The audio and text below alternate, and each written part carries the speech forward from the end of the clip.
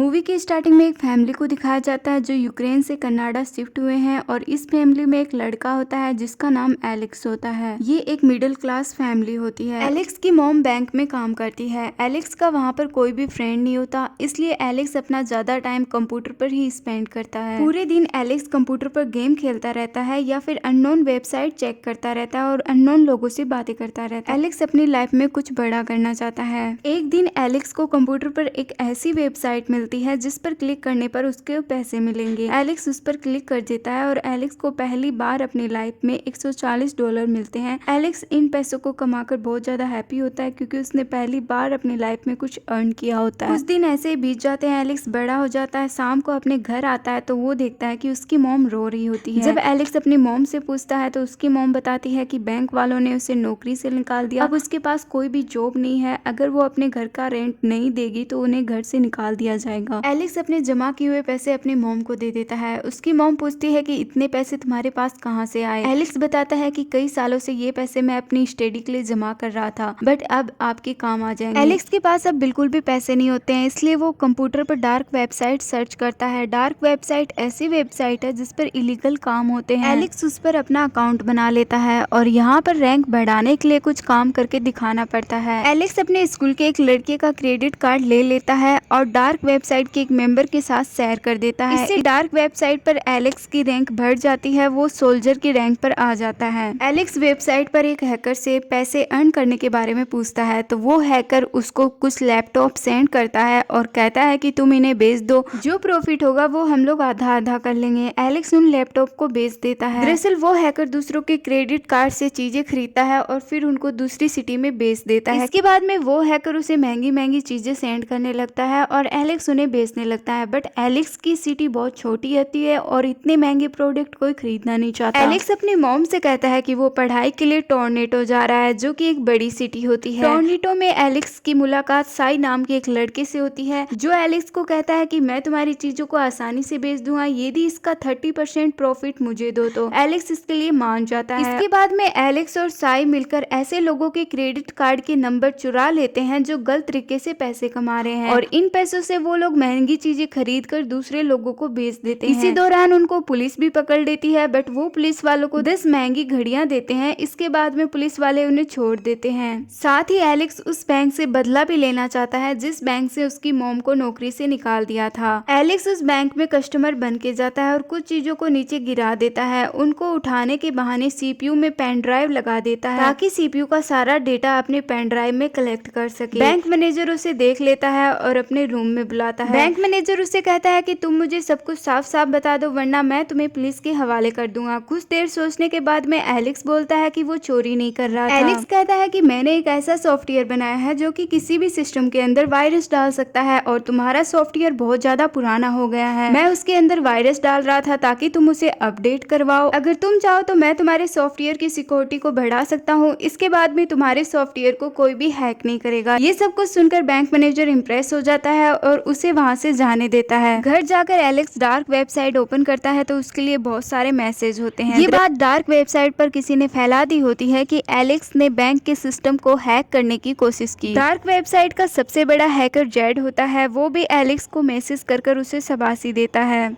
इतने सारे मैसेज देखकर एलेक्स बहुत ज्यादा हैप्पी होता है। जब वो सुबह डार्क वेबसाइट चेक करता है तो एक लड़की का मैसेज आया हुआ होता है। वो लड़की एलेक्स से मिलना चाहती है। एलेक्स उससे मिलने के लिए जाता है। उसका नाम केरा होता है। वो भी एक हैकर होती है। एलेक्स उसे अपने साथ मिलकर काम करने के लिए बोलता है। केरा इसके लिए मान जाती है। इसके बाद में एलेक्स, साई और केरा मिलकर तीनों साथ काम करना शुरू कर देते हैं। केरा के पास ऐसी मशीन होती है जिससे क्रेडिट कार्ड का डुप्लीकेट बनाया जा सकता है। वो लोग अमीर लोगों के क्रेडिट कार्ड का नंबर चुरा लेते हैं और फिर उसका नकली क्रेडिट कार्ड बनाकर खूब पैसे कमाते हैं और उनके ये पैसे बिटकॉइन में होते हैं। ये एक ऐसी करेंसी है जिसका गवर्नमेंट से कोई लेना देना नहीं होता। वो लोग महंगी महंगी चीजें खरीदना शुरू कर देते हैं। केरा महंगी चीजों को बेचने के लिए अपने अंकल से क्लाइंट्स अरेंज करवाती है। वो लोग किसी के क्रेडिट कार्ड से फरारी खरीदते हैं और उस फरारी को बेचने के लिए क्लाइंट्स भी केरा का अंकल ही अरेंज करता है। साई को ये बातें अच्छी नहीं लगती कि केरा अगर सब कुछ कर सकती है तो उसे हम दोनों की जरूरत क्या है। फरारी की डील करने के लिए वो लोग तीनों क्लाइंट्स के पास जाते हैं, बट उस क्लाइंट्स से सारी डिटेल्स केरा ही कलेक्ट कर रही होती है। ये बातें साई को अच्छी नहीं लगती। वो क्लाइंट्स के पास जाता है, सारी इंफॉर्मेशन मांगता है। इसके बाद में साई और केरा का झगड़ा हो जाता है और ये झगड़ा इतना बड़ा हो जाता है कि क्लाइंट्स तक पहुंच जाता है। साई क्लाइंट्स को हाथ लगा देता है और हाथ लगाने से ही क्लाइंट्स को गुस्सा आ जाता है। वो लोग गन निकाल लेते हैं और उन तीनों को कहते हैं कि आज के बाद यहाँ पर दिखने नहीं चाहिए, अगर यहाँ पर किसी को भी सामान बेचा तो तुम तीनों जिंदा नहीं बचोगे। इसके बाद में केरा उनको हांगकांग चलने के लिए बोलती है। वो तीनों हांगकांग चले जाते हैं और हांगकांग में भी वो नकली क्रेडिट कार्ड से काफी सामान खरीद कर दूसरों को बेचने लगते हैं। एक दिन नाइट क्लब में साई का किसी से झगड़ा हो जाता है और इसी झगड़े में साई और एलेक्स को पुलिस पकड़ लेती है। केरा अपने अंकल की मदद से उन दोनों को पुलिस से छुड़वा लेती है। इसके बाद में साई को दिखाया जाता है जो कुछ शॉपिंग करता है और वो शॉपिंग ऐसे क्रेडिट कार्ड से कर लेता है जिसका यूज सिर्फ एक बार ही किया जा सकता है। अगर उसका यूज दूसरी बार किया तो उसे ट्रेस कर लिया जाएगा और ये कार्ड टोरंटो का होता है जो साई ने हांगकांग में काम में लिया होता है। एलेक्स को साई की इस हरकत पर गुस्सा आ जाता है और वो उसे टोरंटो वापस जाने के लिए कह देता है और साई वापस टोरंटो चला जाता है। एलेक्स और केरा मिलकर हांगकांग के लोगों के क्रेडिट कार्ड से काफी ज्यादा पैसे निकाल लेते हैं और एटीएम पर डार्क वेबसाइट का कार्ड छोड़ देते हैं। न्यूज में दिखाया जाता है कि हांगकांग से 2.3 मिलियन की चोरी हो गई है और किसी को भी नहीं पता ये चोरी कैसे हुई है। जेड हैकर ने इसकी जिम्मेदारी ली है जो कि डार्क वेबसाइट का सबसे बड़ा हैकर है। जेड हैकर एलेक्स और केरा को मैसेज कर उन्हें शाबाशी भी देता है। एलेक्स बिलियन में पैसे कमाने के लिए एक प्लान बनाता है और वो जेड को मैसेज करता है कि यदि तुम बिलियन डॉलर कमाना चाहते हो तो तुम्हें मुझसे मिलना होगा। जेड इसके लिए पहले तो मना कर देता है क्योंकि आज तक उसे किसी ने भी नहीं देखा होता है, बट वो फिर हाँ कर देता है। जेड मिलने के लिए तैयार हो जाता है। नेक्स्ट डे केरा और एलेक्स जेड से मिलने के लिए जाते हैं। जेड का चेहरा बिल्कुल जला हुआ होता है और वो व्हील चेयर पर होता है। जेड एलेक्स और केरा को बोलता है कि मैं तुम्हारे लिए काम क्यों करूं। एलेक्स बोलता है कि अगर तुम बिलियन डॉलर कमाना चाहते हो तो तुम्हें ये इंपॉर्टेंट डील करनी होगी। जेड कहता है अगर तुम लोगों ने मेरे साथ कुछ भी गलत किया तो तुम्हारी फैमिली और फ्रेंड में से कोई भी नहीं बचेगा। एलेक्स और केरा ये डील कर घर पर आ रहे होते हैं, तभी उनके पास साई का फोन आता है और वो उन्हें सॉरी कहता है और साथ ही वो बोलता है कि मैं हांगकांग वापस आ गया हूँ और रूम पर आप दोनों का वेट कर रहा हूँ। तभी साई के रूम की डोरबेल बजती है। साई सोचता है कि एलेक्स और केरा होंगे। वो डोर को ओपन करता है तो वहाँ पर दो लोग होते हैं। ये लोग वही होते हैं जिनका क्रेडिट कार्ड साई ने लास्ट टाइम यूज किया था। ये दोनों साई को मारने लगते हैं। थोड़ी देर में एलेक्स और केरा रूम पर आते हैं तो उन्हें साई की डेड बॉडी मिलती है। साई की डेड बॉडी देखकर एलेक्स बहुत ज्यादा सैड हो जाता है और रोने लगता है। एलेक्स उन लोगों को पकड़वाने के लिए पुलिस को बुलाने लगता है। केरा उसे समझाती है, कहती है कि अगर पुलिस को बुलाया तो हम लोग भी पकड़े जाएंगे। हम लोग इस होटल को छोड़कर यहाँ से चले जाते हैं। नेक्स्ट डे जेड का कॉल उनके पास में आता है। एलेक्स और केरा एक रूम पर पहुंचते हैं जहाँ पर बहुत सारे कंप्यूटर होते हैं और उन कंप्यूटर्स पर बहुत सारे लोग काम कर रहे होते हैं। एलेक्स और केरा भी अपने कंप्यूटर के सामने बैठ जाते हैं। इसके बाद में न्यूयॉर्क के रिजर्व बैंक के चेयरमैन को दिखाया जाता है। जेड के लोग उस पर गोली चला देते हैं जिसके कारण उसकी मौत हो जाती है। एलेक्स और केरा इस न्यूज को अपनी टीम के साथ मिलकर पूरी दुनिया में फैला देते हैं और पूरी दुनिया की न्यूज में यही चल रहा होता है कि न्यूयॉर्क के रिजर्व बैंक के चेयरमैन को किसी ने गोली मारकर हत्या कर दी। इसके बाद में बड़े बड़े बिजनेसमैन अपने शेयर को कम दामों में बेचने लगते हैं और ये शेयर जेड खरीद लेता है जिससे उसे बिलियंस में मुनाफा हो जाता है और शेयर मार्केट अचानक से नीचे गिर जाता है।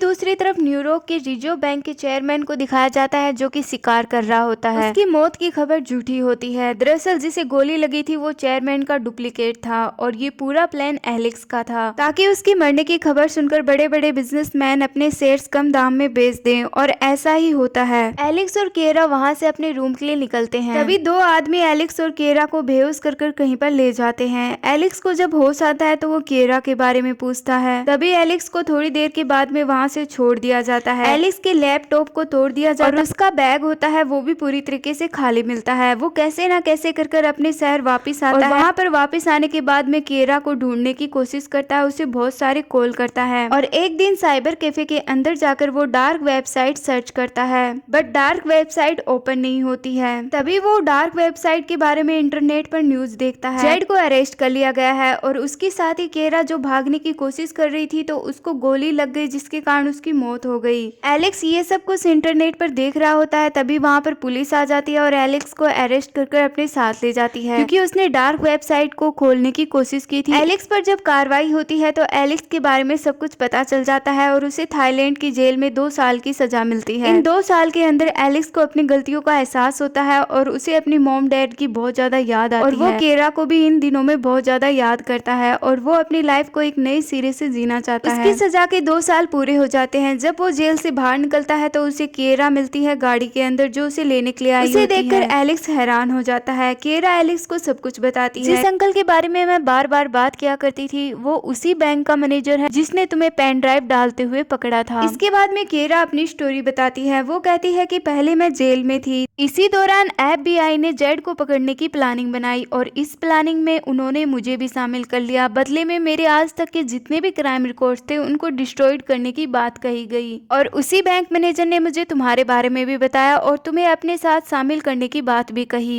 इसीलिए मैंने तुम्हें अपने साथ शामिल कर लिया। टोरंटो में जिस गैंग ने हमें धमकी दी थी वो FBI की ही गैंग थी ताकि हम लोग उन लोगों से डरकर हांगकांग चले जाएं और हांगकांग में ही जेड रहता है और वहाँ रहकर उसे आसानी से पकड़ा जा सके। एलेक्स कहता है कि तुमने मुझसे झूठ क्यों बोला, तुम ये सब बातें मुझे पहले भी बता सकती थी। केरा कहती है कि मैंने बहुत बार बताने की कोशिश की बट अच्छा मौका नहीं मिला। इसके बाद में केरा एलेक्स को रियल पासवर्ड देती है और उसे अपने साथ घर चलने के लिए बोलती है। इसके बाद में वो दोनों एक अच्छी जिंदगी की शुरुआत के लिए एक साथ घर चले जाते हैं।